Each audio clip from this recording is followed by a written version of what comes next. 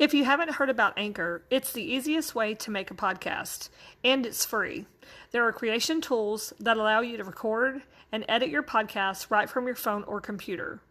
Anchor will distribute your podcast for you so it can be heard on Spotify, Apple Podcasts, and many more. You can make money from your podcast all in one place. Download the free Anchor app or go to anchor.fm to get started today. Hello, Renee. Hey, Crystal. Hey, welcome everybody. Thank you for joining us. We're Crystal and Renee, and we are the True Crime Broads. Thanks for joining us today. Absolutely. We're going to get started here on our very first podcast about this topic, which is the Missy Bevers case. And this case hit me really, really hard. I know that, Renee, you're also a true crime fan, but when we saw this one, we both had personal reasons for being attracted to this case and being hit hard by it. I'll just tell my part real quick and then I'll have Renee tell hers. But I grew up in that area. I'm Missy's age, and my 3 children are the same age as Missy's children, coincidentally. Yeah, crazy. All 3 of them the same age. So when I saw what happened to her that morning, I have just been obsessed with the case ever since. I think I'm like a lot of people. I thought that it would be solved within the week. They have this guy on camera for 28 minutes, or this person on camera for 28 minutes. And I just couldn't believe it. We're still here almost 4 years later. Okay, Renee, you go ahead and tell about your background. Okay, so I'm kind of the same as you. I am from the area. I actually worked with Missy many years back. And so I probably worked with her for about a year, and seen her many times. Was she sweet, as everyone says?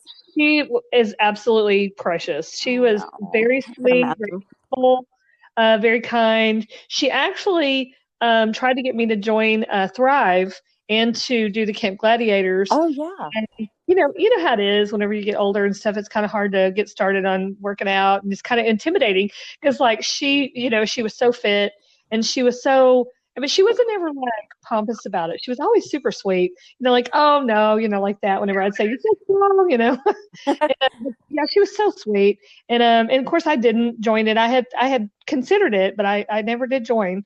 And so then whenever I, heard the news, and, the first thing you think of, you're like somebody, that is found dead in a church, I'm thinking, oh my gosh, I wonder if they like had a heart attack and then I found out that someone's murdered, and I'm thinking, holy cow.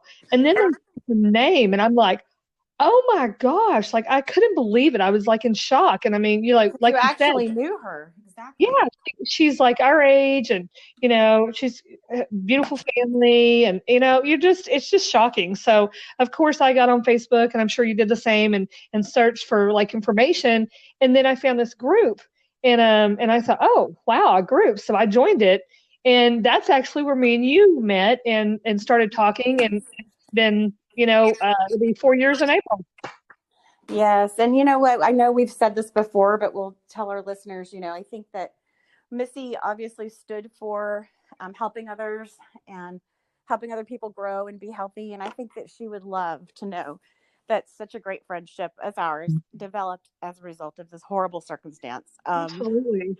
I think that she would love that comfort in some small way. Yeah, exactly.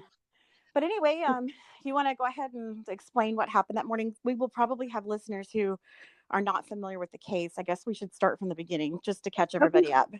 Okay. All right. We can do that. Okay. So on April 18th, it was around 3:50 in the morning.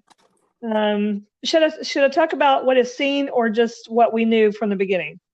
I guess just what we saw on TV maybe, and then what we've learned since, which is probably a good place to start. Okay.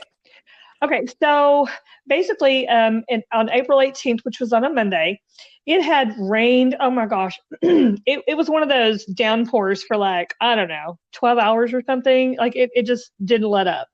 So we hear on the news that someone has been killed at first it was just that she had died.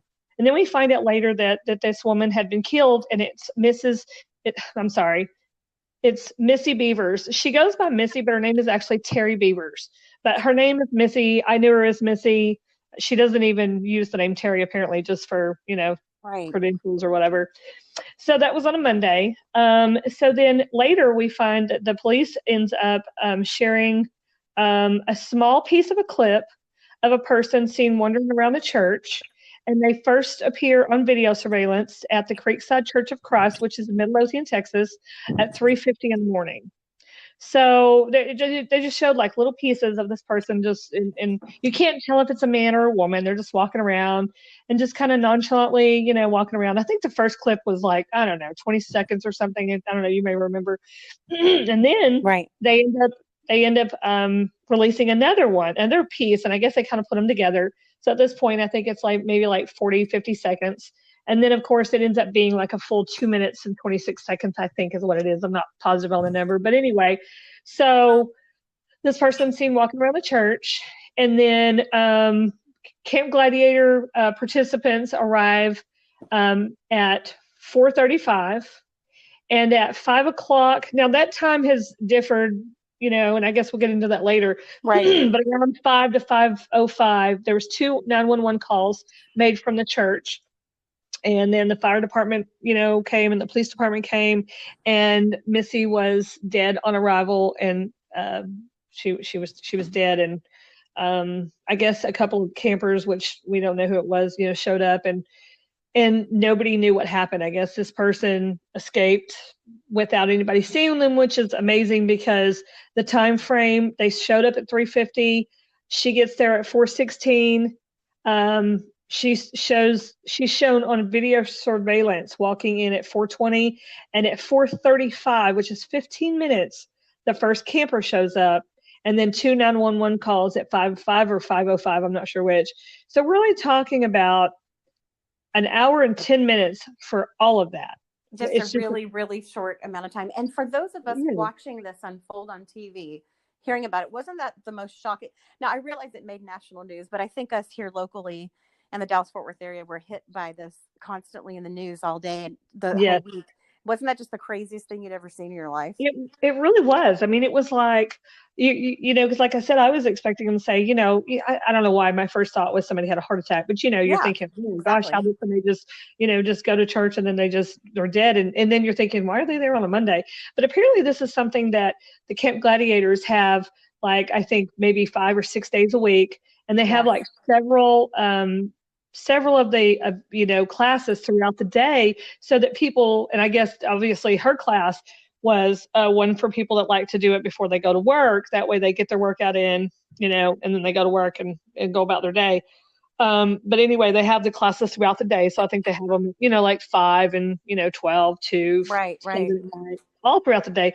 And so this was a normal thing for her to have this. It wasn't this was every week. And so yeah, it was absolutely shocking because I thought, oh my gosh, like somebody went in there and murdered Missy. And your first question is why? I mean, exactly. Why? Yeah. I mean, there's never a good reason to be murdered or to murder someone, but you see this mom trying to make a little extra money for her family, and she's up there. I was going to say before the crack of dawn. Exactly. Setting up her equipment for a class. I mean, can you think of anything more innocent than that? And she gets bludgeoned to death. It just doesn't make any sense. Yeah, and it's in a church in our old neighborhood. Yeah, in a church. Yeah, and what makes it so bad is, all these people that teach classes or go to classes, they're probably petrified to even go again, which I know people still go, but I'm sure that they have a much better plan in place now, which I'm glad, and I hope that nothing like this ever happens again to somebody. But I mean, exactly. Well, but, and with this part, and then, fast forward to where we are today, this person's still on the loose. Yep. I mean, it could happen again. Yep. It's really crazy. Yeah, it really but is. Also, you said something a few minutes ago I wanted to kind of put an asterisk next to, is you had said that the perp got away without anyone seeing them. As you and I both know, that was the initial reports. But I just kind of wanted to tell our listeners that in a future podcast, we did some research with another partner of ours and found out that something might have been seen. So we'll definitely get into that soon. We will definitely get into that for sure. Yeah. This case is probably one of the more complex ones that I've ever, because I've always been interested in true crime, and I know you have the same. It's one of the more complex ones I've ever literally known about, read about, watched, Absolutely. anything. I mean, it's unbelievable. Yes, I totally agree. It's just insane. It's mind-boggling. My husband and I Exactly. talk about it all the time, and just, you and I obviously talk about it all the time. Just how could we still be here 4 years later? Exactly. Yep. Unbelievable. So one of the things that happened in the beginning, of course, when someone is murdered, they contact everybody. And so obviously one of the first things that happened, and I'm not sure exactly, or we'll get into this more specifically later, but the husband was notified. So he was out of town on an annual fishing trip. He was in Biloxi, Mississippi. And so someone contacted him, and he was just about to get on his charter um, ship that goes out and they do, big time fishing. Yes. And someone caught him. And so they had to tell him the horrible news. And so him and I don't know who, someone that he was there with, they came back. And then, of course, he had to contact family members to go over and be with his children because they were at home. And so then, they did that. And then, of course, all the, everything just goes crazy. Everybody's trying to figure out what happened, and everybody's like checking on all their family and, is everybody okay? Right. And I mean, it's just a big whirlwind at this point, trying to And figure out what happened. I remember her husband, Brandon, saying early on in the media that if it just would have been a few minutes later that he got that phone call, they wouldn't have been able to reach him. He was going to be without cell service. So Yeah, it's kind of miraculous that he was able to get that news and then jump I into that. know. His Can friend you drove him back. imagine? Yeah, Yeah, that his would have been friend drove him back horrible. in a rental car. And Yeah. so, yeah, that I can't is imagine how crazy. horrible that trip back home was. Because I mean, driving back from there, and I'm not sure exactly the time frame, but I want to say it's in the neighborhood of anywhere from 6 to 7 hours, maybe 5.5, 6 hours to drive from there to here. And I mean, what a horrible trip, Yeah. And also, just, I heard, I mean, I'm not friends with him, but I've heard from others that he was fielding calls all the way home. And I can only imagine that. Imagine that horrifying news. Yeah, I And bet he was on the phone the entire time. So yeah, yeah, that's what people say, calling friends, family, back and forth. What happened? What'd you hear? And also, weren't there initial reports that, I can't remember who said this in the news. I think it might have been Missy's sister-in-law. Looking back on it, we'll have to review those interviews, but I believe it was her that said that initially they told Brandon that she had died in a car accident yes, because yes. it was Yeah, just, because they had said accident. Yes, I yes, remember that. it was just too much to try to explain, I guess, all this crazy stuff over the phone. They might have been afraid of people being too distraught without being able to speak about it in person. I don't really know.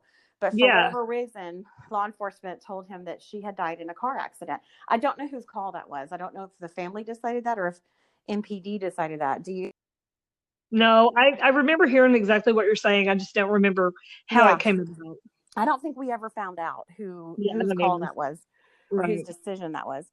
Yeah. But anyway, yes, just a horrific day. It changed the lives of so many people. Whoever perpetrated this crime has changed people's lives forever, especially her daughters.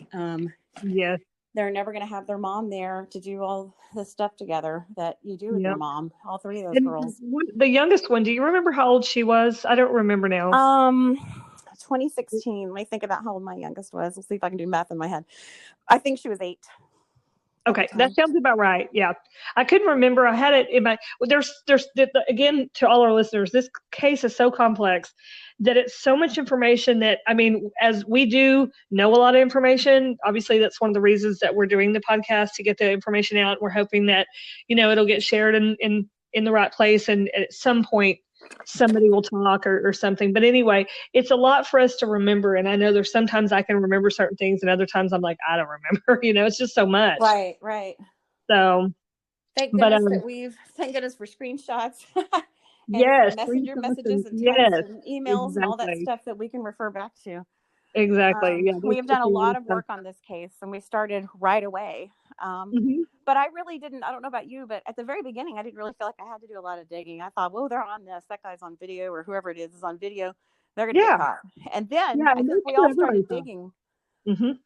later when we realized, whoa, this thing's moving slowly. This is not normal. Yeah. Something Yeah. very unusual about this case. Yeah, it was. I remember in the very beginning that they showed the video, and then shortly after that, I don't remember how far apart between the video from the church, but then they started releasing video of a car seen across not far from the church at the SWFA, and that is a Yes. place where you can buy all types of weapons, guns, rifles, anything you need for that. They've got it there. This is a very large. What am I trying to say? Sometimes I get a lost It's for words. basically a gun store, right? I mean, Yeah, it's a gun you had store, to. but they have other things there. I think maybe like offices or something because it's super big. But they have Yeah, some that's true. high tech video surveillance cameras there all around the building. So apparently they checked their cameras. Maybe the police asked them to. I don't know how that came about. And found a car, driving around the building at 2:00 in the morning. And obviously at this point, we still don't know if it has anything to do with the case, but regardless, this is the order of events. And so they saw a car going around the building that was kind of suspicious. So I believe SWFA decided to release the video. The police did not. And so they released the video. And then, of course, everybody just went, crazy watching it, trying to figure out if they could see anything, doing screenshots, zoom in, all this kind of thing. And I mean, I've done it Remember the too. people in the Facebook groups? I think I see a dog, Yes. Like, what? Yes. It was really out of hand and bizarre. Yeah. How many hours do you think were wasted trying to make out what was in there? I say wasted, that's not wasted, but to me, I could never, I guess maybe it's like the ink blot test. Maybe I wouldn't see anything in those either, but I never saw a darn thing in that car. I couldn't make out anything. And you know what? Blobs. What's crazy about it is the police department, they did release a screenshot or a snapshot, whatever you want to call it, of the car. The closest up one at the very end of the video, they did a close up of the back end of the car, and they said if anybody sees a car, a 2010 to 2012 Nissan Altima, light colored or silver in color, and you were in this parking lot, whatever, let us know. Well, anyway, they also referenced a oval sticker on the back of the car. Right. So everybody was looking for a Nissan Altima in the area with a sticker on the back of it. I was even doing it. We seen one day, and I'm thinking, oh my goodness. And so I sent a picture of this car with a sticker on it to the police department, and they're like, no, that's not it. And then little did I know, later I realized there's not even a sticker on the back of the car. It's like a reflection, because we got to remember it's pouring down rain, it's dark, the wind is blowing, there's all kinds of reflections of light and trees and wind, and and I guess it was a reflection because as you see the car going to the spot to stop before they turn out of the SWFA parking lot and take a right down 287, there's not a sticker. It just happens whenever the car's in a certain position.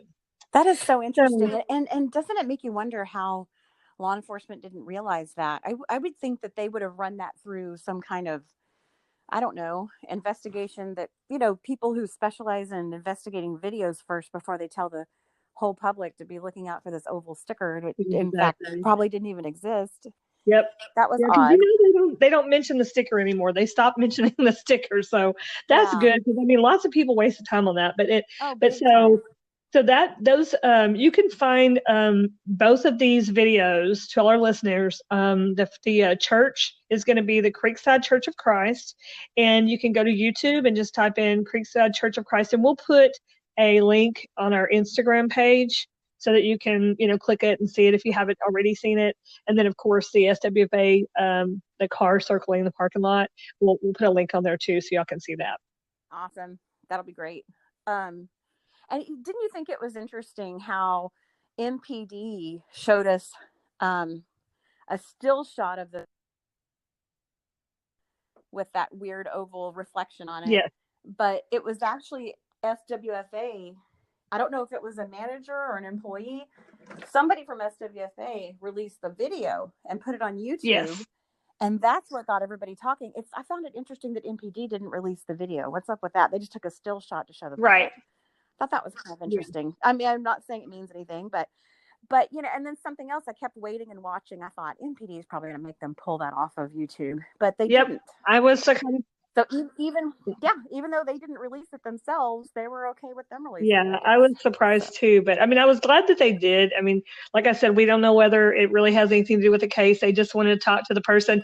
The latest news about it, news story, I guess, they did mention that they're still looking to talk to the person of the vehicle. Like I said, they don't actually know if it has anything to do with the case, but the car is acting very suspicious, and I know me and you kind of differ on that, and that's fine because neither one of us know. So we just, want to make sure everybody knows. No, I'll be the first to say I don't know. It just, I kind of go back and forth on it. I do too. I go back and forth on a lot of things. And that's one of the things also that in the very beginning of this case, Midlothian Police Department put out an official press release.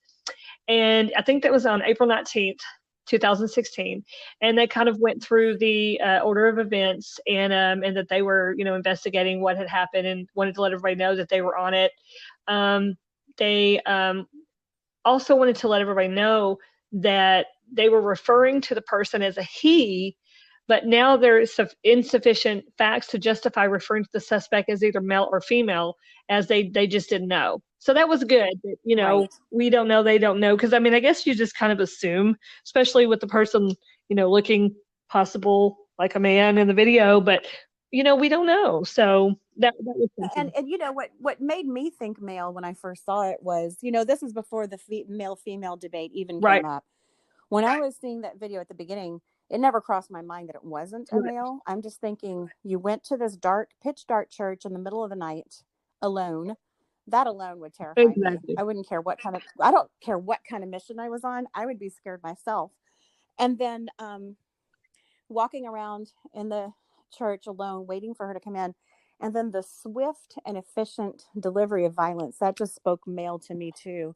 Just sort of everything they did. And we can talk more about that in future podcasts, but my vote is still male. And I know the debate still continues in social groups and online in general. Just, when you see YouTube comments or you see comments on news stories, that debate is still wide open in the public. Right.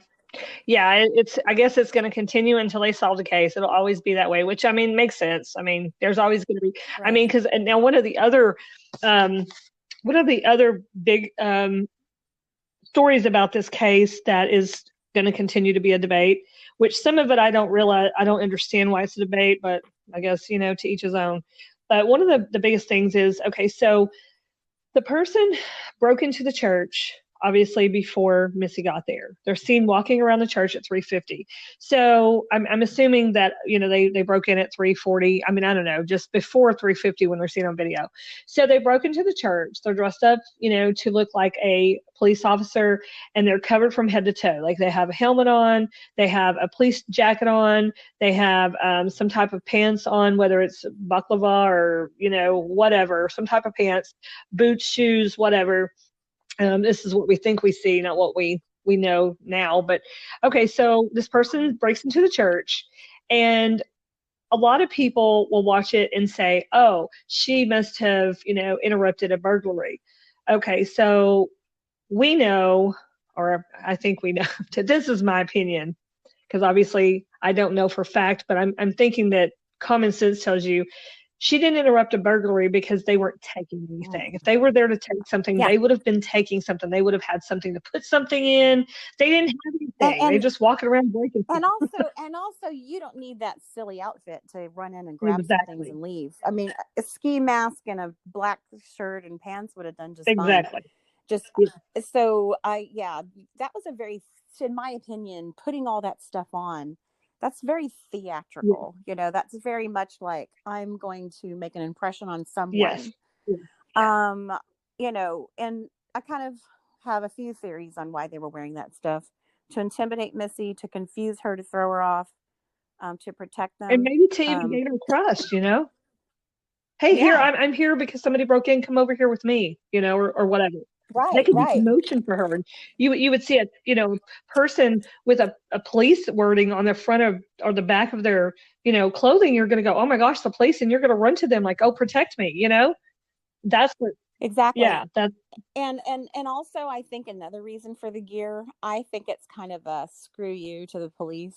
I think they knew those cameras were working inside, and I just kind of, that's my conjecture. I know we said we're going to try to stick to the facts, but if I can throw in an opinion here and there, I'll say that I just have this feeling that that person was also just saying, huh, yeah, you can try, but you're not going to catch right, me. right. Way to go, MPD, you know. Yeah. But who knows? I could be wrong on That that. was a big debate, and it still is actually. People go back and forth about it all the time, and that's one of the few things that I'm like, no, that was not a burglary gone wrong. I mean, No, I agree. I'm so glad you brought that up because we still see that in some we of the do social a networking groups that lot. discuss this, you know, whether it be Reddit or what have you.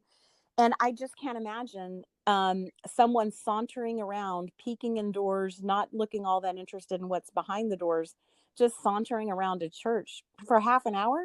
That's Exactly. weird. I Yeah. mean, if you're looking to steal something, you run in and you start ransacking and grabbing and you get Yeah, out. and they are seen on video, and for those of you that, like I said, that haven't seen it, we realize there are people out there that haven't seen it, which is kind of amazing. But there are people out there. When you watch the video, you will see this person, nonchalantly walking in and out of doors, opening doors, and then there's one that they don't get open, and they kind of ever so gently trying to get into it. I mean, there's no force in it at all, and I'm not never had to break in anything before, but I promise you, if I really wanted to try, I would give it a whole lot more effort than they did. They just kind of Yeah, detach it. and you bring up another point here, is this person is about to brutally murder the person they're waiting to arrive, brutally. And they're just kind of acting like they're at the Yeah, mall. I yeah. mean, they just look relaxed, like a stroll in the park on Sunday Which morning, just just not a care in the it kind world. of It's confirms the fact weird. that they're just basically wasting time, Yeah, waiting on her to they get there. look like So this they are. person knew she was Yeah. coming. They knew about what time she was coming. So that says a lot about the case. I mean, I say it says a lot. It doesn't help to solve it, obviously, or it would be solved. But it does have some information about this person. They knew stuff. Yes, and also there's a big debate about should we be posting what we're doing on social media, especially ahead of time. You know, you hear debates about, well, I've saw friends of mine announcing that they were at Disneyland. It's like, well, your house in Dallas might get robbed now. Maybe you should have waited until you got Right. back, you know? So, you know, Missy was trying to get, she gets, my understanding is in Camp Gladiator, you get paid more if you have more people attending and paying for the classes. It makes sense. So she wanted those posts to be public. She wanted people to see what time they started. Hopefully some more people would come. Um, and you know, it makes sense on the one hand that you would post that stuff like she did the night before. It was fairly early at night. What was it, about 7:30 or 8 or something, like Yes. maybe it was even 9. She said, I'm going to bed because I have to be up at 3. If it's raining, we're still training. Your gladiators will be there. We're just going to work out under the awning if it's raining. So what she was saying was, come rain, come shine, we will be Yeah. there. And so the perpetrator, all you got to do is have access to Facebook and you know exactly where Missy is. Right. And I don't think, and this is my opinion again. I don't think this is something where the person said, oh, she's going to be there in the morning. Well, let me just get this all planned out. I think they already knew, but again, this is something that she did all the time, like you said. So yes, they had the ability to know where she was going to be and when, but they had to. Well, and plus, you know, locations do change. She seemed to be on a roll of being at that one church, but there were different locations Yes. throughout her time at Okay. Yes. Gladiator, you know, Good. and they would have needed to check to make sure that they were up on the latest, Right. you Yeah. know, to make sure. Because what if she was at some totally different church that morning, Yeah. Well, you it know, or definitely that helped. civic Yeah, center? it definitely helped them for sure. I totally agree with that. I know a lot Yeah. of people, but like you said, that they said don't tell your location and stuff, and that's unfortunate. That's just something that you're gonna have to do if you're in this type of business. Right. I agree. Because you want people to know where you're going to Right. be. It's really, yeah, that's really Yeah, difficult. and there's a lot of different classes. I know that they have them all throughout the Dallas Fort Worth Metroplex, but I think it originated in Austin, which is where Missy was the week, or was it the week before or the weekend before? You know, she literally, yeah, I agree with you though, by the way. I think the headquarters are right there in Yeah, Austin. And that's why they have the events right. there. But she actually got back from the Austin Camp Gladiator trip hours before she was killed. So that's something we should probably explore in a future Okay. podcast. That I know that I've had the great privilege of talking to AJ Tucker, a nice guy. We'll ask him some questions about, what went on. Did he notice anything strange that weekend? Because, if you really think about it, she was only home about 12 hours from that Austin trip before she got murdered. Right. Now there may be no connection there, but there might be some kind of a connection Yeah. there. What happened in Austin? And people have floated the idea that someone became obsessed with her in Austin and followed her home. Yeah. I mean, it sounds Anything crazy, is but possible. obviously this person is Yeah, crazy, right? I exactly. mean, Yeah. Normal people don't just so go I around could, murdering somebody and bludgeoning them to death. That yeah, just doesn't, exactly. it's not So, normal. I would like us to explore that. And I'm sure AJ would be happy to help us with that. Um, so anyway, I think what we should probably do too is open it up to our listeners. If anyone has any questions that they would like for us to look into or to talk about, and Absolutely. we're humble. We've done a lot of research, but we're humble and we're willing to do a lot more, and we're planning to do more. So let us know what you want to know more about. And if we don't already have a lot of data in our research, we will find it. So let us know, message us through Instagram. Our Instagram that Renee set up for us is called True Crime Broads. You can't miss Yeah. us. So let us And we'll know. try to put the link of like the her first her post that she made the morning before she was murdered. If it's Yes. whistle training, that kind of thing. Just things that people want to see. If you haven't already been in the case or heard of it before, we'll put that link in there for you. And so that way you can see it and kind of follow along with us as we go through the event that as things transpired. Right. Yeah, we would love to have our listeners help guide the material so that you'll want to keep listening. We want everyone to be happy with the podcast, and we don't just want to be talking to ourselves here. Exactly. So we definitely want people to chime in and with what they're interested in hearing about. Exactly. So shortly after they released the two, well, actually three pieces of video, and then they combined them, and then they released the video of the SWFA parking lot.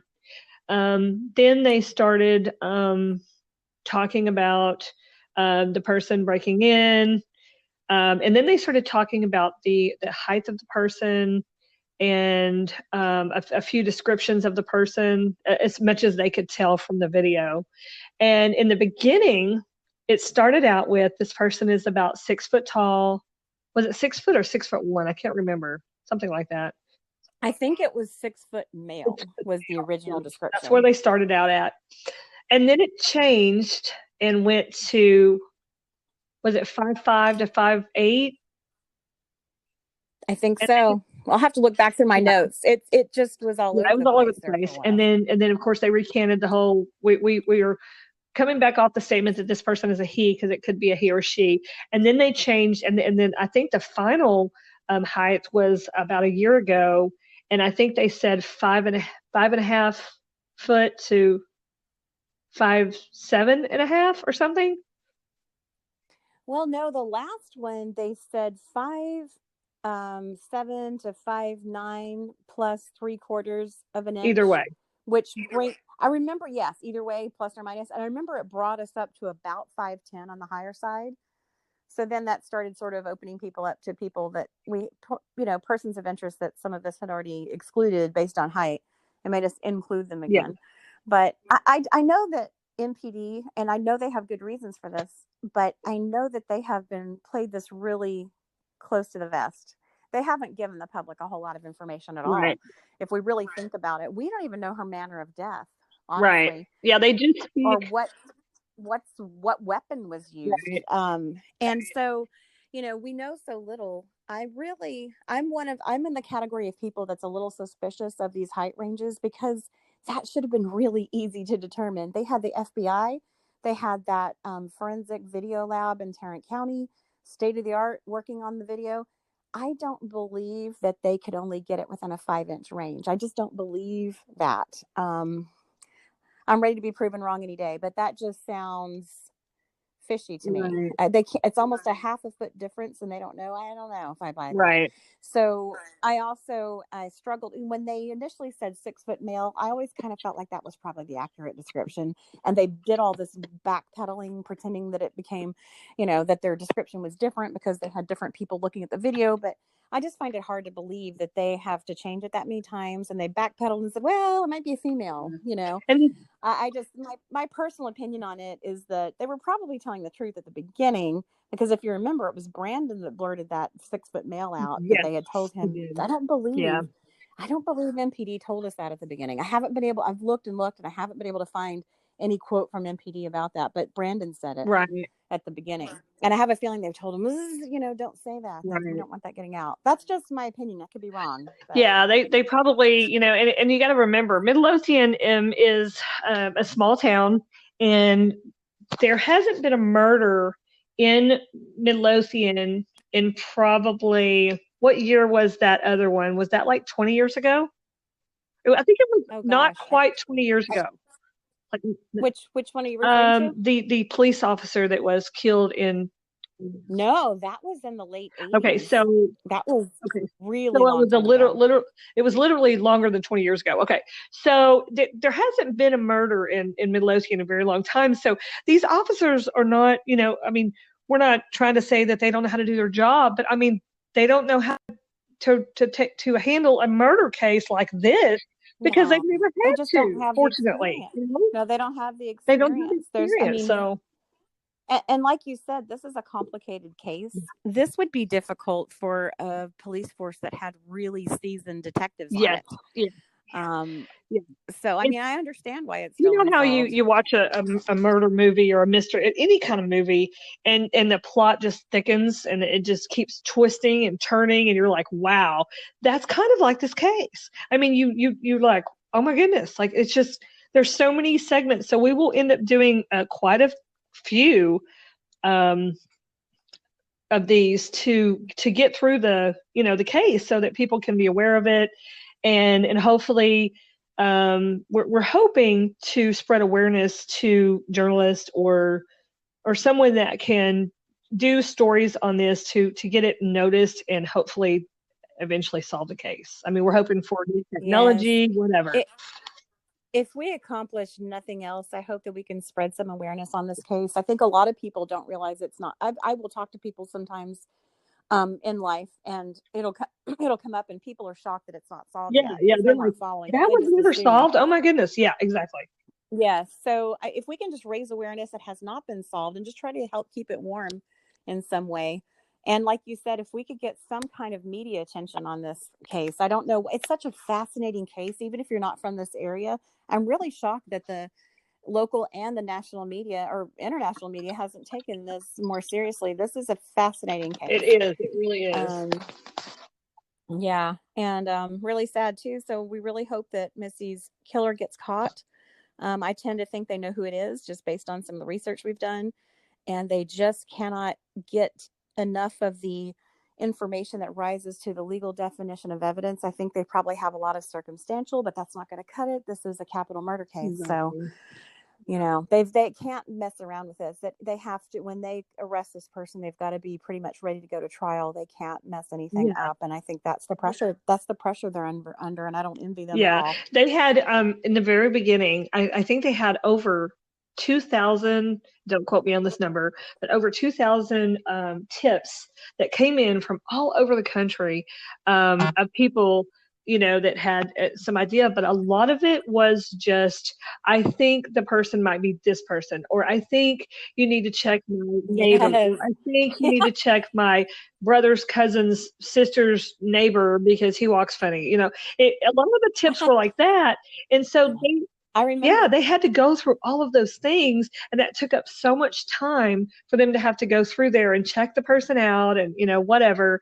And then And I remember Kevin Johnson saying they even got a call from Australia. Yes. Somebody out there was speculating on what they thought. And like, and obviously, they're speculating. We need facts. Exactly. Yeah. So that made it really hard for them. So, I know that they catch a lot of, heck over the case not being solved, but I mean, you got to remember, these guys don't deal with this every day. They just deal with your everyday, run-of-the-mill crimes, unfortunately, that you see on a daily basis or weekly basis or whatever. They don't see murders, especially not something like this. Right. So, yeah, and they seem like great guys. MPD does so many nice things. If you look at their Facebook page, there's people on there complimenting them, and the reviews are like, "Oh my gosh, I'd broken down the side of the road. They changed my tire." I mean, I just think that thankfully Midlothian's a pretty safe place. exactly. I mean, I think bikes get stolen. I think there are break-ins and stuff, but as far as murders, Midlothian's been very fortunate. Yeah. It's funny you were mentioning that last murder being the one from the Midlothian High School case back in the late 80s. I keep reading and no one ever says what it is, but they keep saying this is Midlothian's first murder in 7 years. I read that. So 7 years before 2016, I don't remember hearing about a murder. So that's kind of interesting. I guess it must have been simple to solve and it just didn't make the news. I guess we need to research that and see what they're talking about, because I read that too. And in the beginning, you hear the police chief say that they hadn't had a murder in almost 20 years or over 20 years or whatever he said. And then you read 7 years. I don't know what they're referring to. So I guess what would that be? 2016. Trying to figure out what the year would be. Yeah. So 2009 again. Okay, so 2009. I don't know if a murder that happened then either. So I guess we'll just have to research it and see if there's something. And none of the locals seem. I'm not local anymore, but I'm close enough by. I would have heard about it. And none of the locals seem to know what in the heck anyone's talking about with that murder 7 years before Missy's. So, right. The only kind of big splashy murder was the one from the late 80s that made all the newscasts, and there's been books written about it, which I suspect will be the case in Missy's case as well. But yeah, for the time being, there's not enough attention on her case right now. And I don't know if MPD has successfully shooed the media away and they just haven't kept pressing or what. Right. It's really weird. But I would think that they would be there pushing for information. Yes, exactly. I totally agree with you. It's just, it's so frustrating, and it's so hard to do a podcast on this case, because you can't do it in one segment. Like I said, it's kind of like a series that you see on TV where, they have, 10 seasons and 10 episodes per season or something. That's what this would entail to tell the whole story. I mean, seriously, it's exactly. It's so complex. And exactly. And plus, there's been so many persons of interest. I'm not sure how many of these are actual persons of interest. It's really important, I think, for us to draw the line between the fantasies that are happening on social media regarding this case and the actual facts that are verifiable. Right. It's a big difference. We have seen plenty of POIs raked over the coals in Facebook groups, for example, or on Reddit. And when you look at the public records, I mean, MPD hasn't even interviewed them, and they haven't done a search warrant on them. Exactly.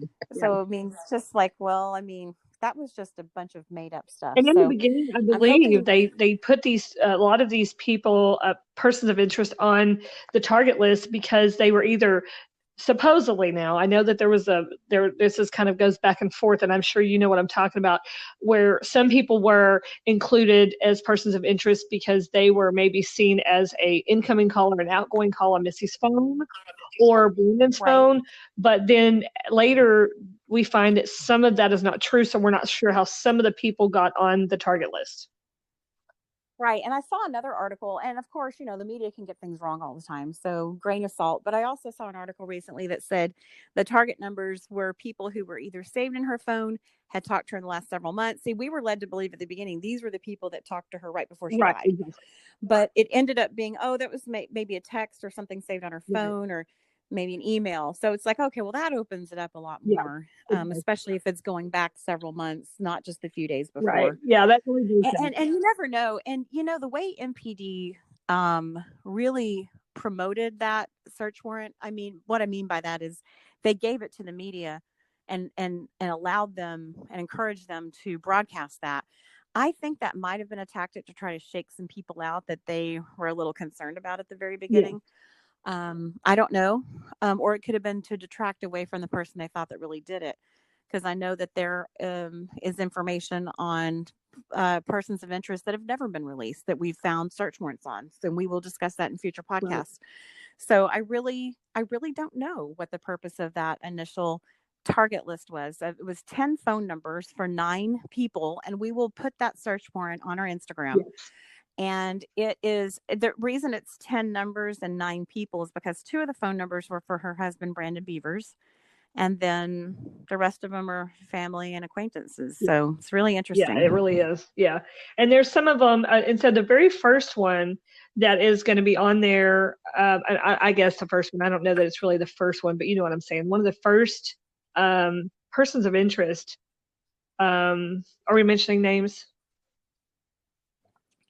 I mean, if it's in the public record, okay. I think it's okay. I just want to make sure. So one of the very first ones was a man by the name of Casey Williams. And he is a person that Missy was, it was verified that she was messaging him through LinkedIn.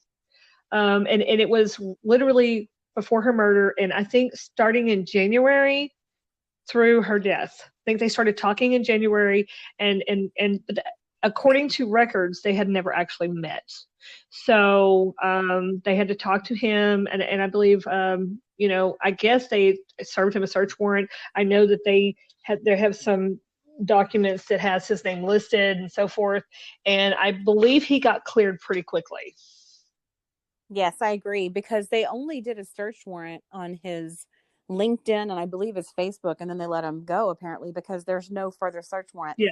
Later on, and we'll discuss this in a future podcast, we found that they did a full-blown search warrant of someone's home, car, and electronic devices. Right. They didn't do that to Casey Williams. Right. So whatever he said to them, I assume they spoke to him in person.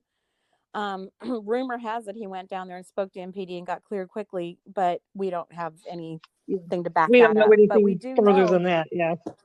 Right. We do know that there's no further search warrants on him because we check fairly often. Right.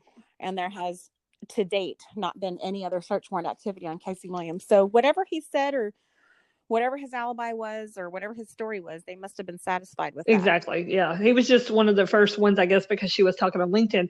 And that brings us to an important part of this case is that, so Missy had a friend, and we do not know who this person is. They have never named this person, but a close friend who said, I do believe it was while she was in Austin, that said she received a message on LinkedIn from someone she didn't know, and both Missy and her friend agreed that the message was creepy and strange, and nobody knows, who this was from, who it was from, obviously, or what it was about or what it said, because the woman didn't remember who, the name or anything.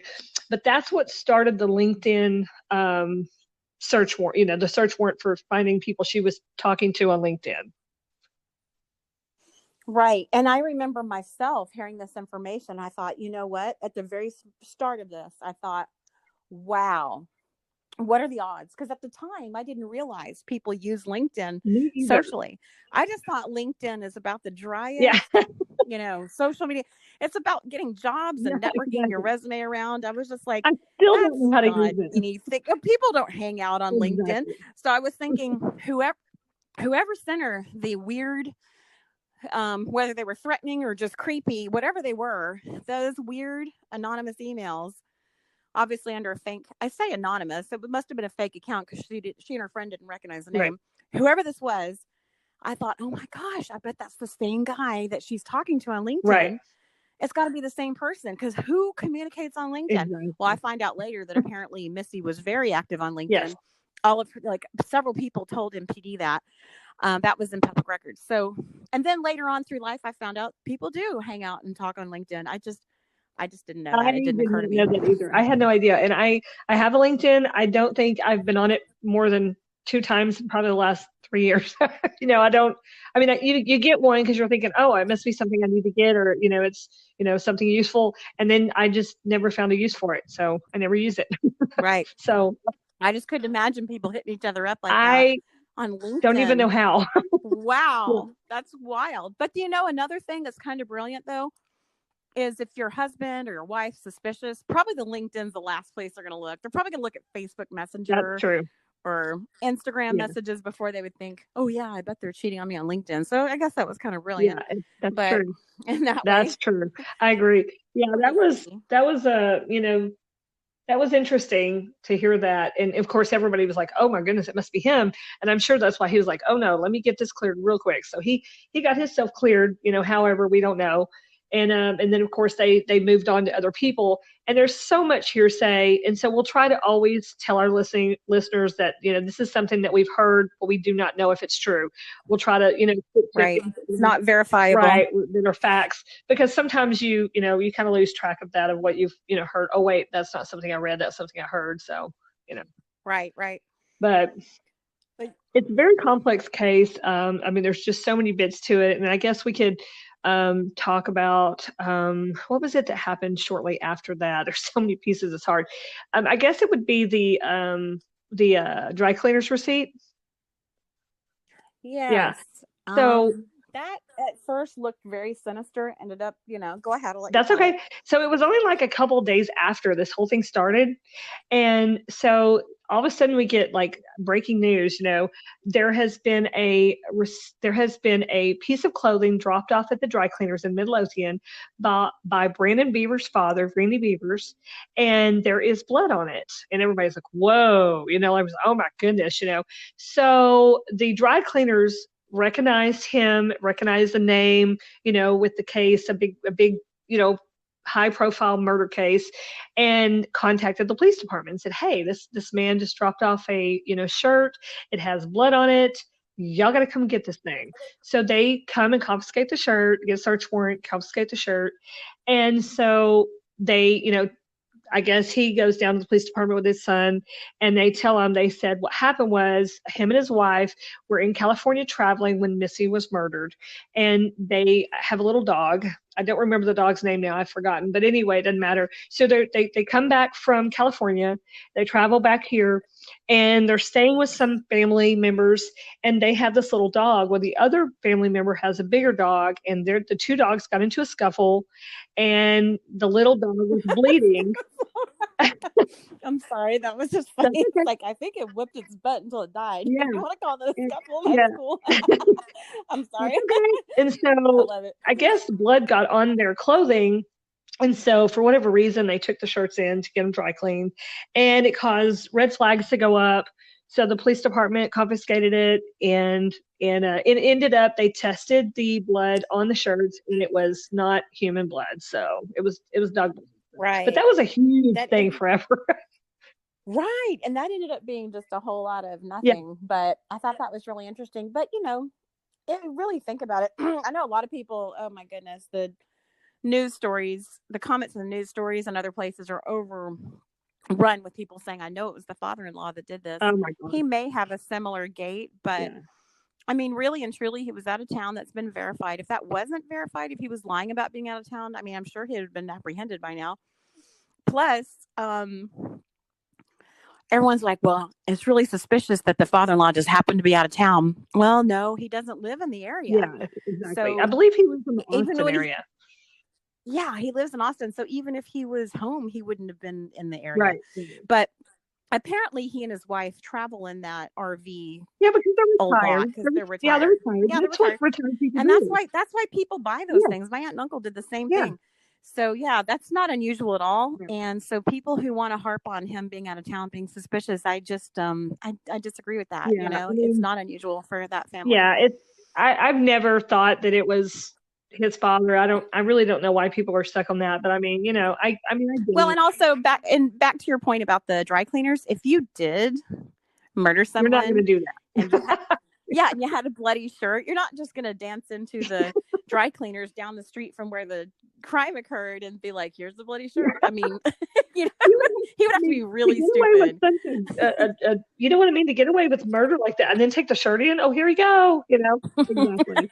Nobody was thinking that was true, but it was, everybody. That was pretty wild. It's like, what is this? But, I mean, they got to check it out. So they do, and they find out it's not human blood. Obviously, it's blood from the dog. And the dog died. So, Renee, we're having some audio difficulties. Because it took time for them to send in the shirt and get it tested, DNA tested, whatever. And I think we're having some audio difficulties. Can you hear me? Well, welcome back. I just wanted to say that we're never ever going to be called the technology broads. That's for sure. Exactly. That is So not anyway, I'm not sure if this little wrap up is going to be another podcast or if we're going to have some way to edit it into the one that just went kaput. But whatever it is, we're back. Yep, we're back. We're going to finish this off and then either put it together or we'll have everybody, know that the second one will end the first one. Sorry about that. We do not claim to be technology savvy. No. We're learning how to do this podcast app here, and we're just doing the best we can. So thanks for bearing with us, everyone. We definitely are. So, but yeah, so that went on for a little while, and then I guess they finally got through all that, and then where did it go from there? Oh, the bloody shirt thing? Yeah. It's funny. There was a lot of activity in the media at the beginning. I mean, just like boom, boom, boom, one thing after another. The bloody shirt. Then they came out with more. Remember, they had that first little bit of video from the church, and then there was a big news story several days later. Maybe it was a week or two later.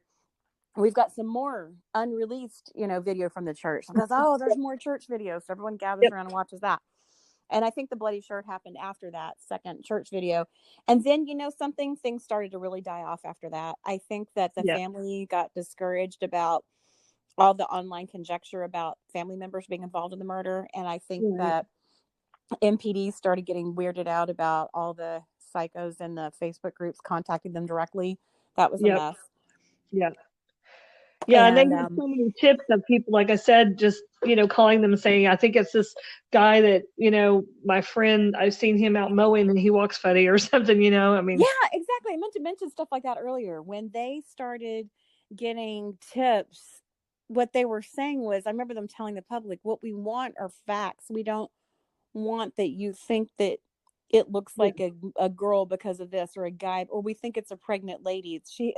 They're like, those aren't tips. That's your opinion. And we've got plenty of that here. What we need is, do you know this person? Did someone come to work acting strangely the next day? Did Yeah, I mean, somebody did a whole story about, is social media, does it help or hurt cases? And I think it's about 50-50, and that's kind of my opinion, and that's kind of what I read in the article. Right. But it does talk about, it does have the ability to get stories out quicker than it used to. It does have the ability to get more information for people to go through, to learn about it so they can know what to look for, kind of know a little bit of background on the case quicker than you would in the past before social media came around. But then on the bad side, you have these people that have access to this, and they can just make rumors, and those rumors run rampant before you can even stop them. Right. And it really does hurt things. So it's and it hurts people. You remember that Dallas? Do you remember that Dallas Observer article that talked about all the wackos from the groups and people who've been thrown under the bus? People's reputations were tainted who had nothing to do with this murder. Yes, and it was all because of silly things. Silly things like maybe their car looks similar or something like that, and nobody even checked to make sure that it was even the person's vehicle or whatever before running with it. And it really does ruin people's lives. So that was the bad part about social media. So we're going to try to be really careful about things that we say, and if we happen to say something that we're going to try to be really careful with what we say. Did you hear that beep beep? I wonder what that was. I don't know. Okay.